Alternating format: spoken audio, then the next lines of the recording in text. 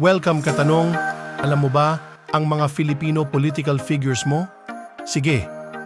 Sino ang tinaguriang Father of Philippine Revolution? Andres Bonifacio, Apolinario Mabini o Jose Rizal? Andres Bonifacio. Sino ang unang babaeng Pangulo ng Pilipinas? Gloria Macapagal Arroyo, Corazon Aquino o Imelda Marcos? Corazon Aquino. Sino ang kinikilalang the greatest president of the Philippines? Ferdinand Marcos, Manuel Roxas o Ramon Magsaysay? Ramon Magsaysay. Ano ang opisyal na posisyon ni Ferdinand Marcos bago siya naging Pangulo ng Pilipinas noong 1965? Senador, gobernador o vice-presidente? Senador. Anong taon na tinanggal sa pwesto si Ferdinand Marcos dahil sa People Power Revolution? 1983, 1984 o 1986? 1986.